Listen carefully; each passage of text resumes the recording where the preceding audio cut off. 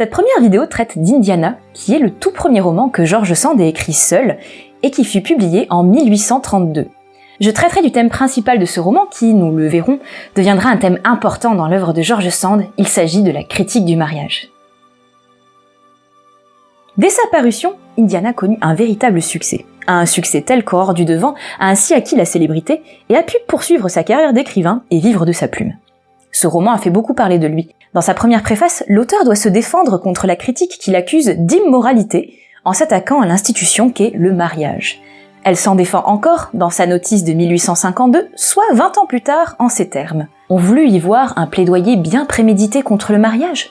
Je n'en cherchais pas si long, et je fus étonnée au dernier point de toutes les belles choses que la critique trouva à dire sur mes intentions subversives. Elle affirme avoir d'abord voulu faire vrai plutôt que de dissimuler une morale, un enseignement dans cet ouvrage. Mais alors, peut-on vraiment dire qu'Indiana est un plaidoyer contre le mariage ? Le ton est donné dès l'incipit. Le ménage des Delmar n'annonce rien d'heureux. Indiana, une jeune femme de 19 ans, est l'épouse de Monsieur Delmar, un officier supérieur en retraite et industriel heureux dans ses spéculations. Elle vit avec lui dans un petit castel de l'Abri, aux côtés de Rodolphe Brown, appelé plus souvent Ralph, qui est le riche cousin anglais d'Indiana. Élevée par un père bizarre et violent, elle n'avait jamais connu l'amour que donne l'affection d'autrui, ni avant, ni après son mariage avec le colonel Delmar, avec qui elle était déjà mariée, à 16 ans. Quels furent les bénéfices de ce mariage pour Indiana ? Aucun. En épousant Delmar, elle ne fit que changer de maître. En venant habiter le Lagny, que changer de prison et de solitude. Quant à Monsieur Delmar, il acquiert les plantations du père d'Indiana sur l'île Bourbon. Mariée à un homme qu'elle n'a pas choisi, avec qui elle n'a rien en commun, Indiana est résignée à son sort et est en proie à une mélancolie, à un mal inconnu qui la consume lentement. Mais l'incipit introduit dans la vie d'Indiana un nouveau personnage, Raymond de Ramière. Jeune homme brillant d'esprit, de talent et de grande qualité, il entretient à ce moment-là une relation avec Noon, la servante créole et sœur de lait d'Indiana, avant de s'éprendre de l'héroïne et de chercher à la conquérir. Indiana est une jeune femme malheureuse, naïve et dépourvue d'éducation. Elle a grandi loin de la France et de la cour, et pour toutes ces raisons, elle est une proie facile pour le séducteur qu'est Raymond. La conquête de la jeune femme est d'ailleurs décrite comme un assaut de guerre où le seul but de l'amant est de triompher de son cœur, et pas seulement. Au contraire, pour Indiana, cet homme représente tout ce qu'elle attendait. Un libérateur, un messie, l'homme pour qui elle réserve tout l'amour qu'elle a à donner. Un triangle amoureux se met donc en place, sous l'œil du protecteur dévoué d'Indiana, Ralph. Mais c'est un triangle étrange puisque, comme nous venons de l'évoquer, Raymond entre dans le récit en tant qu'amant de Noon. Qu'adviendra-t-il d'elle ? Et comment Raymond deviendra l'amant d'Indiana ? Quelle place prendra Ralph dans ce polygone amoureux à 5 côtés ? Et que deviendra Monsieur Delmar ? Découvrira-t-il l'infidélité de sa femme ? Autant de questions auxquelles je ne répondrai pas, puisque je veux vous laisser le plaisir de le découvrir en lisant Indiana. Tout ce que je peux préciser, c'est que la relation des Delmar se dégradera jusqu'à un point de non-retour pour chacun des époux, permettant ainsi à George Sand d'évoquer les risques auxquels s'expose une femme seule et inexpérimentée dans une société qui lui est fortement hostile. Ce qui nous amène à penser que c'est le mariage en général qui est remis en cause, et non uniquement celui d'Indiana, c'est que le narrateur nous donne à voir d'autres unions malheureuses en toile de fond, où l'amour n'a pas sa place, et où le meilleur compromis réside dans une résignation, voire une accommodation à ce triste sort. En effet, lorsqu'Indiana raconte à Raymond l'histoire de son cousin Ralph, nous apprenons que ce dernier a été contraint d'épouser la promise de son défunt frère, et que cette femme avait pour lui un profond mépris. Mais le personnage qui illustre le mieux ce que peut espérer une femme de la qualité d'Indiana est Mademoiselle de Nangy. Plus avertie qu'Indiana, elle a conscience que l'homme qui lui est promis est un Lovelace. Elle ne s'attendra donc à aucun moment à l'aimer, ni à être aimée de lui. Mademoiselle de Nangy était donc bien résolue à subir le mariage comme une nécessité sociale. Mais elle se faisait un malin plaisir d'user de cette liberté qui lui appartenait encore et de faire sentir quelque temps son autorité à l'homme qui aspirait à la lui ôter. Point de jeunesse, point de doux rêves, point d'avenir brillant et menteur pour cette jeune fille condamnée à subir toutes les misères de la fortune.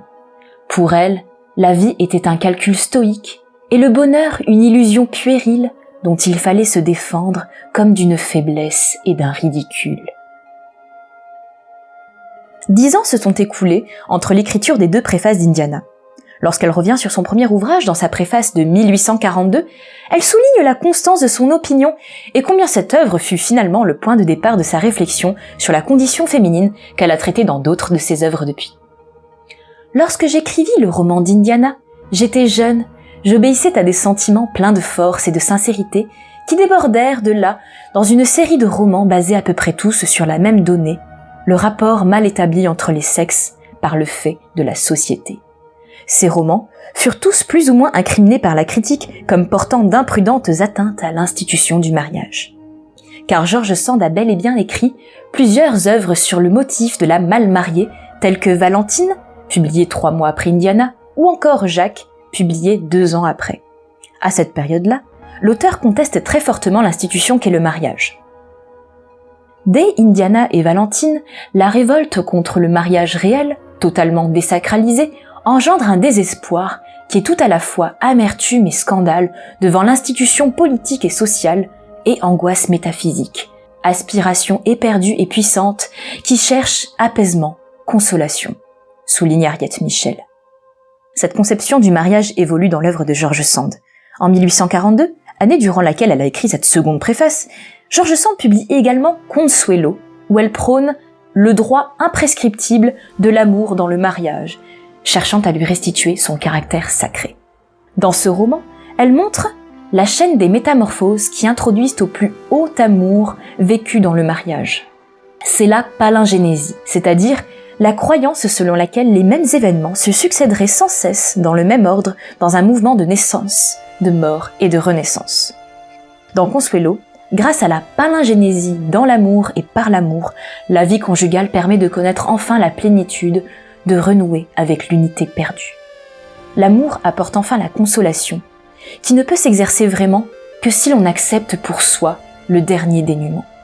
Si j'évoque cette lecture de Consuelo, le mythe de la Renaissance, le motif de la consolation et du dénûment, c'est parce qu'à mon sens, ils éclairent le dénouement d'Indiana et permettent de saisir l'évolution et la cohérence de la vision du mariage de George Sand.